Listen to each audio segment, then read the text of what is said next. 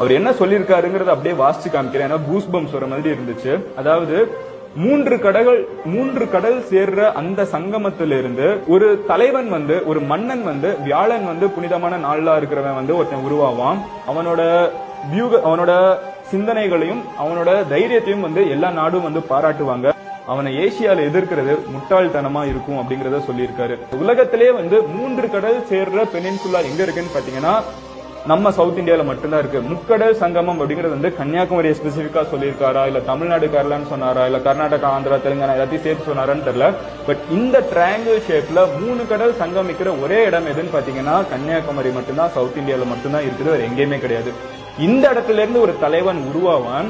அவன் உருவானதுக்கு அப்புறம் இந்த மொத்த உலகமே அவனோட தைரியத்தையும் பார்த்து எல்லாத்தையும் பார்த்து அமைதியாவாங்க. அவன் இந்த மொத்த உலகத்துக்கும் தலைவன் ஆவான். இம்மார்டல் ரூலர் அப்படின்னு இவனுக்கு ஒரு பெயரும் கொடுக்கிறாரு. இது அவரே சொந்த வார்த்தையில எழுதின ஒரு விஷயம். இம்மார்டல் ரூலர்னா அழிக்கப்படாத ஒரு புகழோட இவன் தான் இருப்பான். உலகத்தை ஒண்ணு சேர்க்கிற மனுஷனா இவன் தான் இருப்பான். இந்த கஷ்டங்கள், இயற்கை சீற்றங்கள், பிரச்சனைகள் எல்லாம் முடிகிறப்போ இந்த பிரச்சனைகள்ல இருந்து மக்களை மீட்டெடுக்கிறதுக்கு இவன் ஒருத்தன் இருப்பான் சவுத் இந்தியால இருந்துன்னு அவர் சொல்லி முடிக்கிறாரு.